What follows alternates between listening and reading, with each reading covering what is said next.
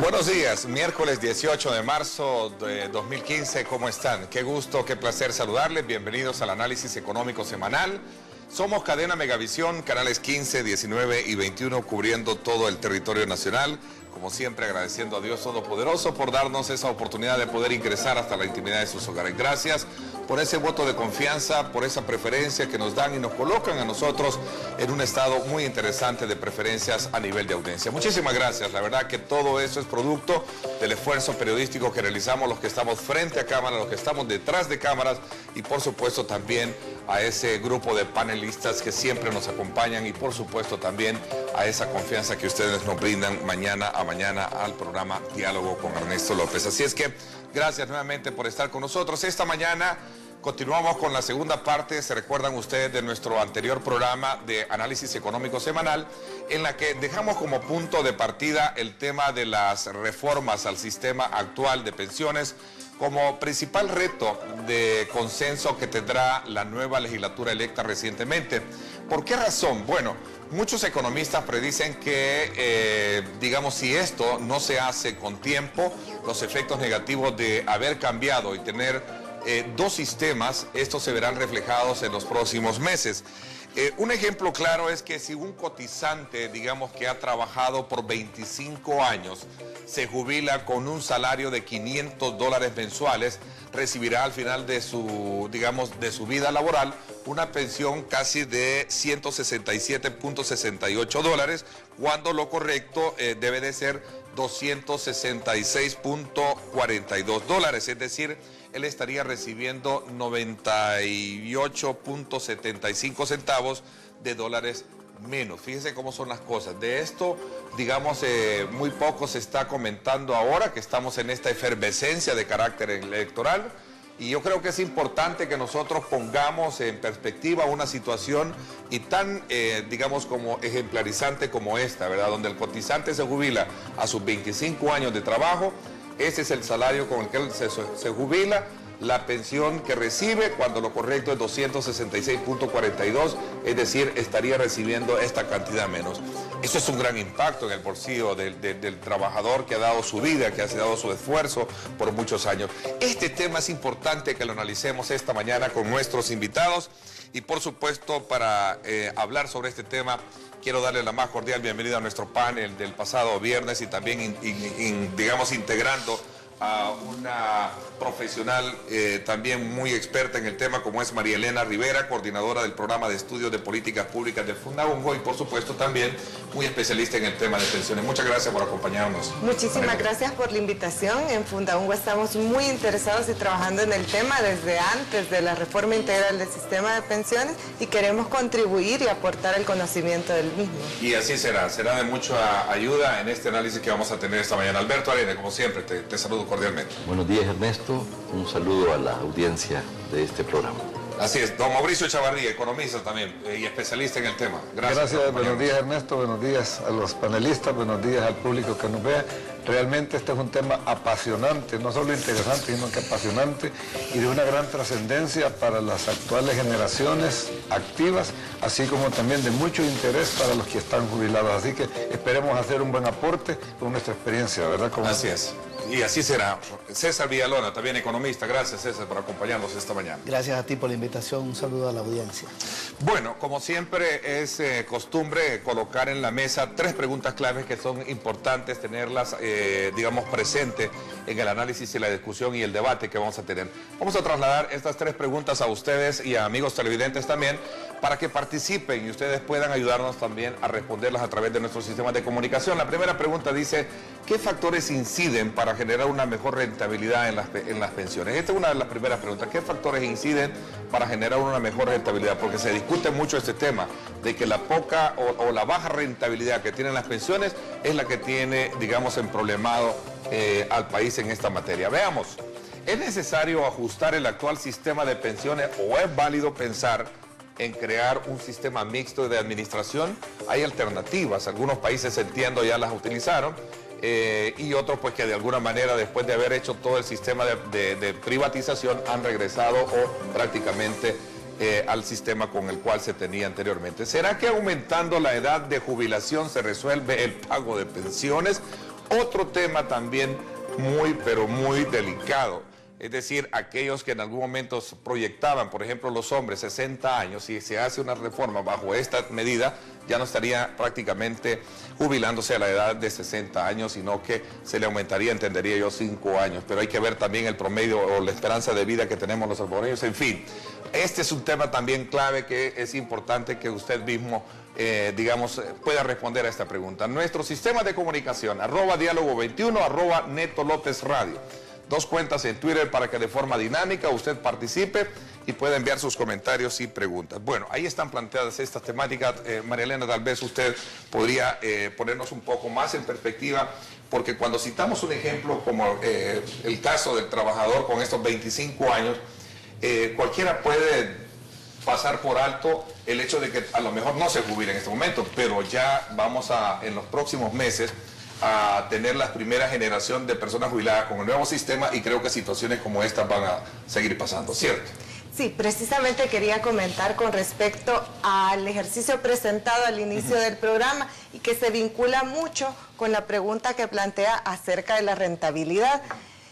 La diferencia entre las cifras que se da entre la pensión, ¿verdad?, que se presenta de 167.68 y 266, refleja precisamente una diferencia en tasas de interés. Ese es un ejercicio que se hizo en Fundaungo, ¿verdad?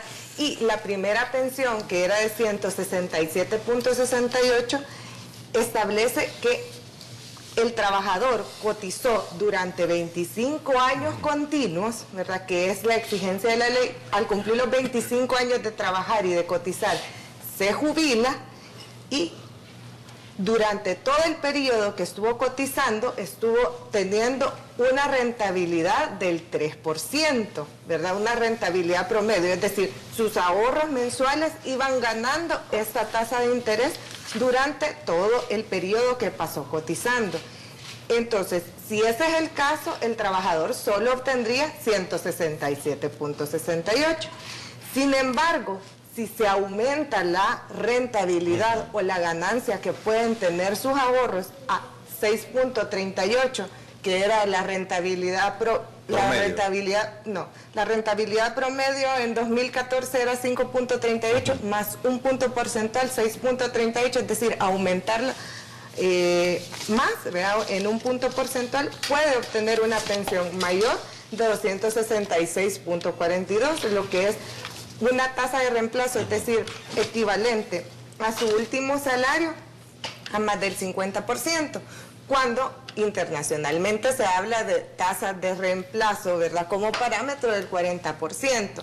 Sin embargo, cuando nos enfrentamos a un 167.68%, es una tasa de reemplazo muy por debajo del nivel.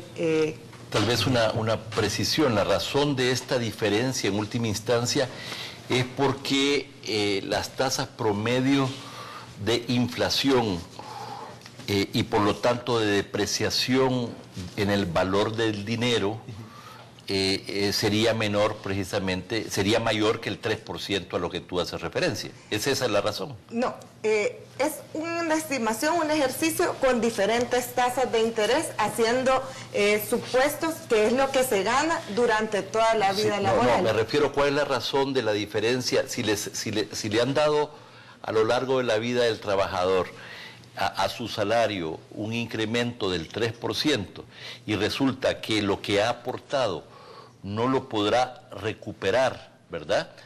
Se debe a que el ritmo de inflación promedio a lo largo de su vida de cotizante ha sido mayor que el rendimiento que se le paga. No, son tasas reales. Se supuso que eran tasas de interés o de rentabilidad reales, por lo tanto ya tienen descontado el efecto de la inflación, y sí son supuestos bastante fuertes, estimar que gana una determinada cantidad durante todo el periodo de su vida. ¿A qué se debe la diferencia? Es la pregunta.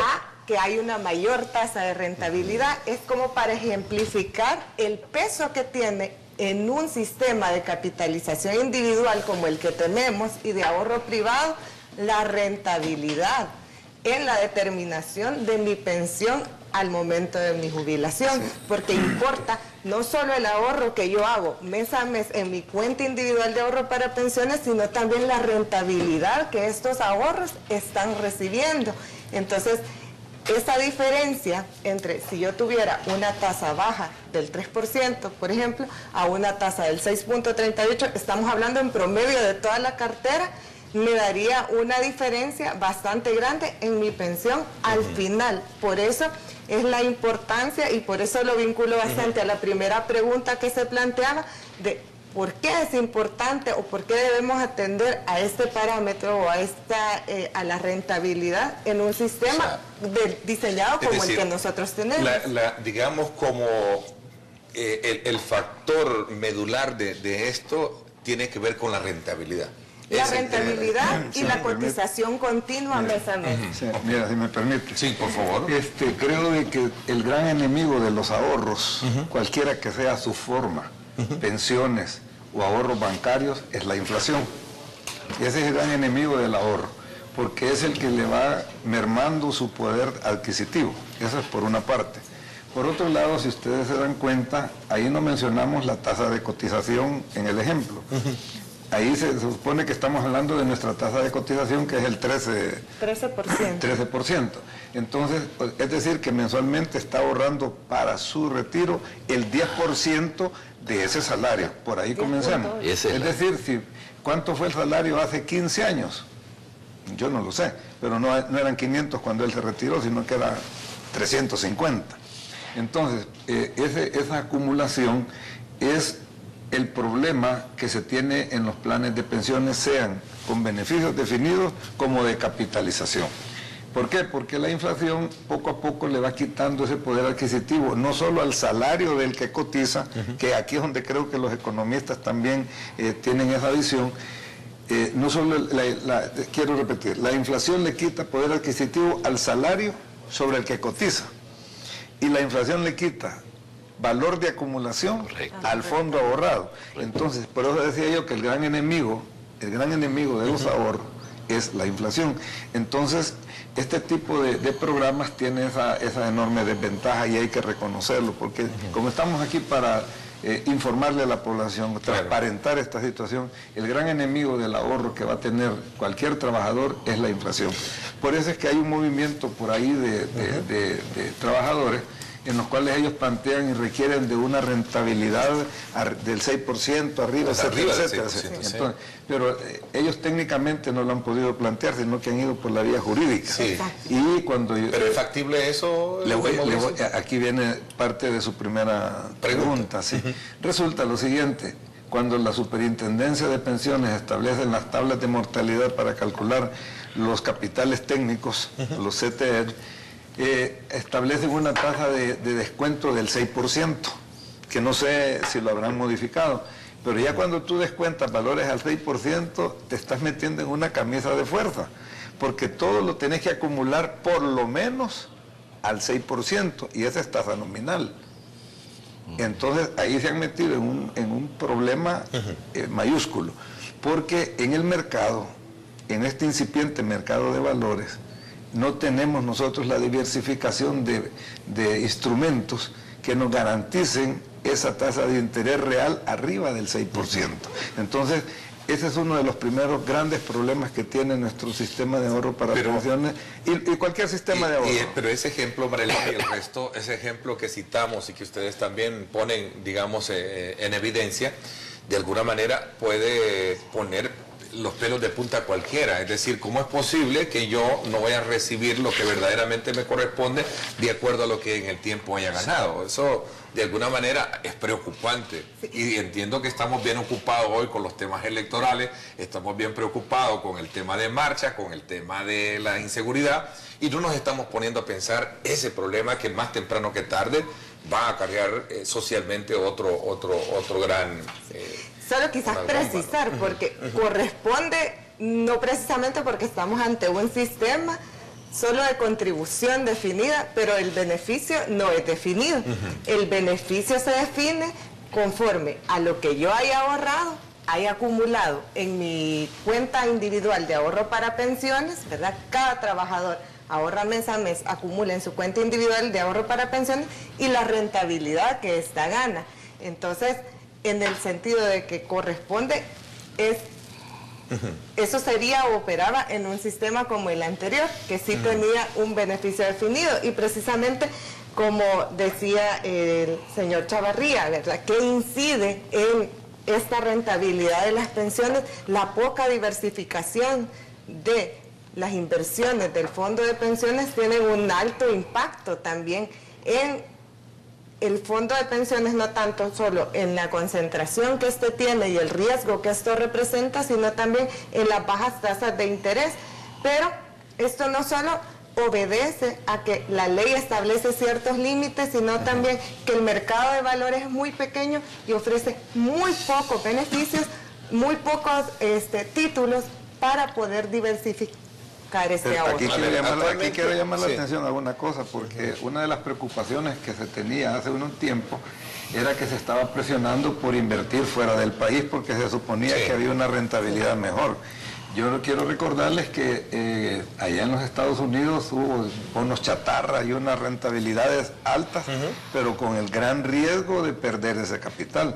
Yo no sé qué hubiera sucedido en el gobierno que lo hubiera hecho, de que se hubieran sacado el 30-40% de los fondos acumulados, se hubieran invertido en esos fondos aparentemente de alta rentabilidad y que nuestros trabajadores perdieran. Con esto de la crisis, con la crisis financiera mundial. Entonces, esos son los temas que debemos de tocar en este instrumento. Sí, que no debe de olvidarse que están sujetos a una determinada calificación de riesgo y es necesario exigirlo. También otra propuesta es que puedan apalancar inversiones estratégicas los fondos de pensiones y generar mayores rentabilidades que las que están recibiendo actualmente y apoyar también así el desarrollo de otros sectores del país. Por ejemplo, un caso concreto, ¿ustedes creen que había necesidad de prestar, por decir, si hubiera sido exitoso el proyecto del Puerto Cutuco, ir a préstamos a Japón, que son 140 millones de dólares, cuando aquí tenemos 8.000 millones de dólares embancados? A ver, Alberto, hablando del puerto de la Unión, tú fuiste presidente de CEPA, pero un ejemplo que te lo pone. Por eso lo pongo para servirle cartas a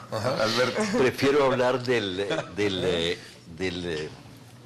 la experiencia exitosa con la titularización del aeropuerto, ¿verdad? No, perfecto. Pero el punto no es aeropuerto ni eso, sino me quiero concentrar un poco en el tema de la utilidad de inversión que podría haber tenido el fondo. Pero precisamente se desarrolló con fondos de pensiones. Vamos a ver, no me estoy zafando, ya voy a regresar al tema. Te doy permiso de que hables.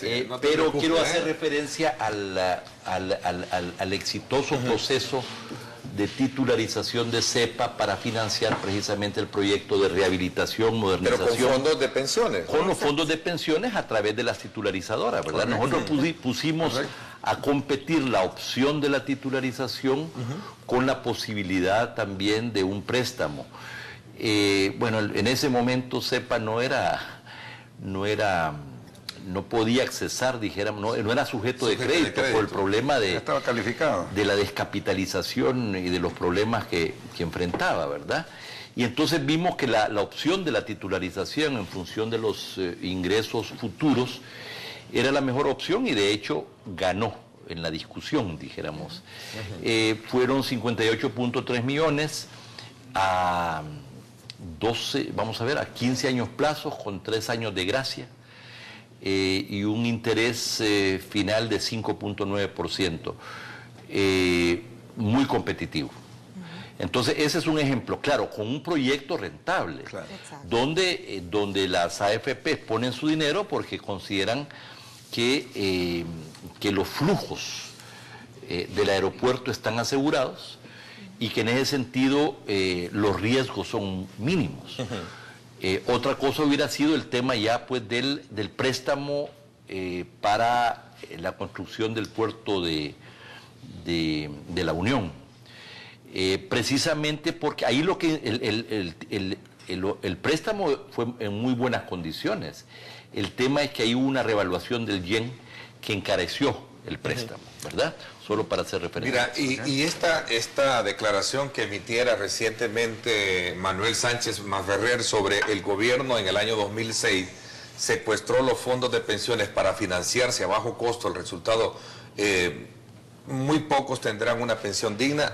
Desde ahí parte un poco el problema, Marilena. Ese hace referencia al 2006, en el momento en que se hizo la reforma del fideicomiso de obligaciones previsionales, ¿verdad? ¿Y qué es el fideicomiso? Precisamente es un mecanismo que toma prestado, ¿verdad?, fondos del fondo de pensiones, de los ahorros de todos los trabajadores, para pagar las pensiones del anterior sistema, ¿verdad? Porque previo a esto se hacía en primer lugar con las reservas técnicas de los institutos, ¿verdad? Al nomás hacer la reforma habían reservas técnicas del Instituto Salvadoreño del Seguro Social y del INPEP.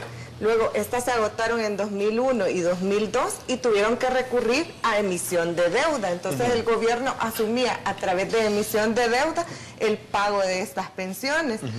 Pero en 2006 idearon este mecanismo que permite, ¿verdad?, tomar fondos de pensiones, emitir títulos y tomar fondos de pensiones prestados, ¿verdad?, para pagar las pensiones del anterior sistema.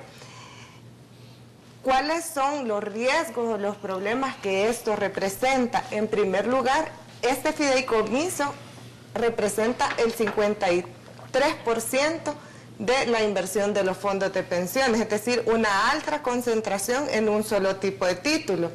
Y al momento que se hizo esta reforma, la tasa de interés que los títulos del fideicomiso pagaban todavía estaban establecidos la LIBOR más un 0.75% de tasa. Y no se previó los efectos que la crisis internacional en el 2008 trajo, que fue la caída de la tasa LIBOR, ¿verdad? La tasa LIBOR es una tasa de referencia internacional. Entonces esto ha impactado con una baja rentabilidad a los ahorros de los cotizantes actuales.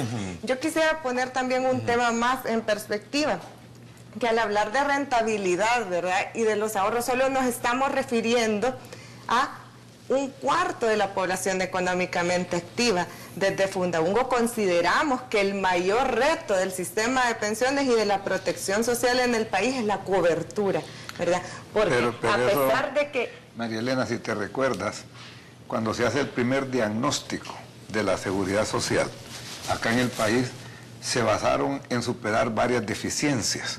Una primera era la cobertura. Y se dijo que ese no era un problema del sistema de pensiones, como no lo es ahora, sino que es de la estructura del mercado laboral, que tiene 3/4 en el informal y 1/4 en el formal. Eso, es decir, el sistema no va a superar un problema estructural del trabajador. Sin embargo, sí es una preocupación inherente a la seguridad social y a la protección social que tiene que brindar el Estado. Es preocupación. Y luego la otra cosa, que las tasas de reemplazo, o sea, las pensiones iban a ser mejores. Hay documentación procedente del país de referencia, que es Chile, donde el diferencial del 1% afecta en 5 o 6 puntos la tasa de reemplazo, porque esa es precisamente una de las características que aquí poco se discutió, el impacto que se iba a tener en este sistema de pensiones sobre las pensiones futuras. Lógico, no quiero defender el sistema anterior porque al igual que tenía los mismos problemas de cobertura. Tenía los mismos problemas de cobertura y de sostenibilidad. Y también se preveía de que no se había desarrollado el sistema de pensiones anteriores por la falta de instrumentos de inversión. Hoy estamos también afrontando la falta de instrumentos de inversión. Es decir, hay problemas de tipo estructural que no se han tocado. Ok, César, a ti no te veo, bueno, no te he visto activo en tus comentarios. No le han pasado la pelota. No necesito preguntarte, mira, Carlitos Cáceres, el ministro, dijo a principios de este año, el problema de las pensiones es que si el sistema, es que al sistema privado le dieron ventajas tanto el presidente Flores como el presidente Saca, y generaron obligaciones que el Estado no puede seguir cumpliendo. Solo para un poco coronar el tema del que estábamos hablando anteriormente. A ver, César. Sí, yo quería comentar algo sobre el otro tema. La baja de la tasa de interés realmente no comienza con el fideicomiso del 2006, comienza con la dolarización. Exacto. Volviendo al tema de la rentabilidad. En el año 1999 la tasa de interés estaba en 14%, y con la dolarización para el 2006 ya estaba en 6%. No estoy juzgando la dolarización, estoy hablando de eso es bueno para la economía, aunque no para la rentabilidad de la... No, pero lo estoy relacionando es un efecto directo de la dolarización. Tiene mucha incidencia en eso. Sí, tiene incidencia porque la dolarización viene a sustituir el establecimiento de la unidad de fomento, que es la medida de referencia que tienen las pensiones en Chile. O sea, Sí, entonces la baja de los intereses arranca en el 99, o sea, comenzando el sistema privado, prácticamente. En el 2001, con la dolarización. Y estaba en 6% cuando se aprueba el fideicomiso. Y luego, como decía María Elena, como se fija una tasa de interés atada a la internacional, a la LIBOR, y la LIBOR baja, yo creo que el comentario no es correcto, de que el Estado hizo eso para tener dinero barato. No creo que esa era la intención. Eso se hizo porque no había para pagar las pensiones del sistema antiguo. Y no había dinero porque la reserva técnica, que se suponía que eran más de 7.000 millones de dólares cuando inicia el sistema privado, finalmente eran 360 y pico de millones y se agotaron en el año 2001. Es decir, el sistema de las AFP colapsó en el 2001. Ahí comenzó la crisis. Porque el presidente Flores comenzó a emitir bonos para pagar pensiones. Tenemos 12 años de llevar esa crisis. Lo voy a encadenar así, para hacerlo lo más sencillo posible. Las AFP arrancan en el 98. En el 2001, el presidente Flores comienza a emitir bonos para pagar deuda. Y entre el 2001, para pagar pensión, entre el 2001 y el 2004 son 611 millones de dólares la venta de bonos. Luego llega el gobierno de Saca. Ya no hay recursos. El FMLN no da los votos por los bonos. Se le complica y se inventan el fideicomiso, que es endeudamiento. Es endeudamiento público y se aprobó con menos de 56 votos, o sea, violando la Constitución, a propósito. Y el endeudamiento con Saca llega a más de 2.000 y el gobierno siguiente continúa con el fideicomiso. Bien, pero los intereses no bajan a partir del 6. La lógica del gobierno no era voy a agarrar dinero barato. Creo que no, porque si la tasa LIBOR se hubiera mantenido alta, los intereses hubieran sido altos, ¿verdad? Hubo un mal cálculo, que por cierto hay un documento de FUSADES, esto es importante, yo tengo aquí algo que decía FUSADES en el año 2007, lo tengo en textual, esto lo voy a citar porque aquí se va a armar una discusión sobre el tema, y yo creo que hay muchas instituciones que tienen un carácter aparentemente académico, pero actúan políticamente. Miren lo que decía un estudio elaborado por FUSADES en agosto del 2007. El déficit de pensiones no conduce a una crisis fiscal. El déficit de pensiones no conduce a una crisis fiscal. Agosto del 2007, ya estaba el fideicomiso. Más bien la reforma fortalece las finanzas públicas. Y la trayectoria actual de la deuda pública es favorable para el país. 2007, casi entrando en el 2008. Al año siguiente, la tasa de interés es tan baja y la inflación tan alta en el 2008 que la tasa real, la rentabilidad real se hizo negativa y teníamos una crisis internacional. En el año 2009 la economía de este país se hunde, cae menos 1.5%. Bien, un pronóstico con una crisis al año siguiente. Al año siguiente había una crisis y no la veían. Yo no sé si el gobierno de Saca, cuando fijó esa tasa de interés, porque eso lo aprobó la Asamblea, durante el gobierno de Saca, de Arena, tenían una visión de la economía mundial, porque lo que vino fue una caída de la LIBOR y una pérdida de rentabilidad de las pensiones, que por cierto, en el 2000, tenemos el dato del 2014 y la tasa de rentabilidad está en más de 4. Está más alta que en el 2008, porque ha bajado la LIBOR y ha subido. Digo esto porque se está manejando mucho que el problema viene del fideicomiso y de la tasa de interés. Y realmente los intereses están más altos hoy que en el 2008. Y la caída viene desde el año 2001. Lo otro es que en el tema de las pensiones también influyó la forma de cálculo del salario básico regulador. Porque cuando el sistema era antiguo, se calculaba sobre los últimos 3 salarios. Los últimos 3 salarios son mejores que los últimos 10, porque la persona va aumentando sus niveles salariales. Eso en el caso del sistema anterior. Sí, el sistema anterior era 10.